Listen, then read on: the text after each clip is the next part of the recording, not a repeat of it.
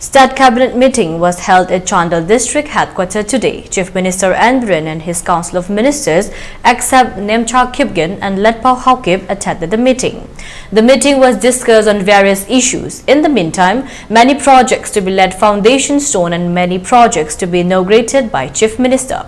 Our reporter Rishikesh Naram is there on the spot. Please take a look what our reporter informed about what's going on there to our news editor. Thank you so much. Haji maru ina koi Manipur lenga ki cabinet mifam haji koi Chandel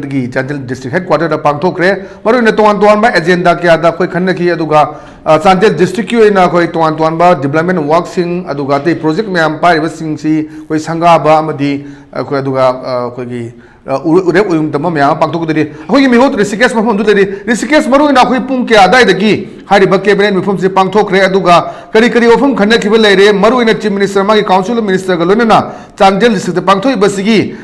nungge wan thok kari no aduga kari project no si sangha doi se kari lei Rishikesh ngasi ko ina ko gi CM Manipur gi CM in bilenge khongchada sida ma ngasi pung tara rom tarakwa do ai da ma Chandel gi DC complex level Chandel office ta yoro matungda koi cabinet mifam pangthoi cabinet mifam asida to pa minister lo mate rai adugo akogi kuki fruit gi akoi minister ani amadi yawbo kudi adugo atagi fruit gi akoi MLA amadi minister amadi loina lorena akogi labda masigi makok tonggo official kya su suruk yakti maru ina koi cabinet infam du da kari ofam khanna ki leire so far Chandel District na any developmental work na taga Manipur gi issue sing kari aduga chief minister na tholak matam da kari phungom bele cabinet mifam gi maru aina ho jise mo koi agenda yakai yen badadi khana ki adugo chief minister tholak matam da wafam agenda sing adugi matang da wahai ama phongdom de adugo maana sidai da pangthok dori ba ko gi miyam gi mifam ama hojo je keno da pangthok da bagi leiri model residential school mantri pantha da pangthok ni mafam asida mahana kari phongdoro kani hab dikhal mangam tri adugo agenda sing adugi makha da makoi na khana gi agenda yakai dogi matang da wafam ama phongdok badi leitri maruin la koi chief minister se ngasi si koi makha da dum chat pra lekha ra chapra daga chopar da sin nagi bra aduga karamaine tawi mafum madu da chief minister la ku matam da mafum madu gi praja sina karamaine taram na okpa aduga hoji fawgi wena di koi agenda sin manung da kare ki lakhut ki abi sab cha kham ngam de lei karamaine ngasi lekha gi lambi da chat pra daga koi chopar sin na bra kamain tawgi Rishikesh mahanga la ku matam da koi makha gi lambi da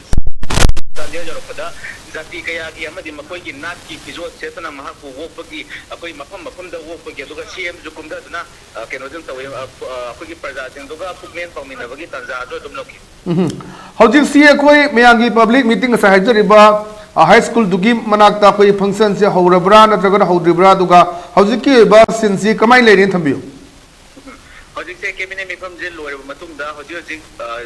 district sports complex Chandel asi chief minister na yengsala matungda hojo jikse modern residential school mantri pantha level mafum asida koi la aga function asi hauna bagi hojik sem sa puna makti lore adu hojo jikyo nati function asi haubadi leiti maroin akoi ngangne daga mu update logjera ke duga mafum dugi praja singna kari fill dauba akoi gi cabinet mifum si Chandel la kan da pangtok ba hoi chief minister na tuan ba koi Tamenglong da adu ate ati leiriba adi ukrul da kari da lon mang series na pangtok rabani do Chandel gi si chap chaba mukti kaure handa kisna ahan bo egadra ani subo egadra hai badu chap chaba kaure du chu confirm toragan da koi maru ina koi chief minister na pamliba duga mafum dugi praja sin na kari phongdol muge hai badu koi yumnasi okay thank you so much Rishikesh koi makha da ba update logjera ke thank you so much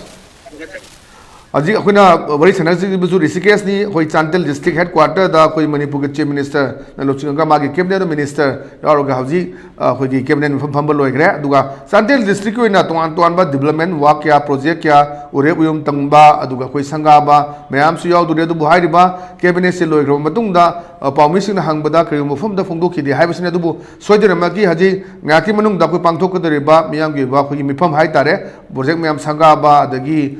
koi gi foundation stone to mayam sing asi dro kana maru ba details tumjage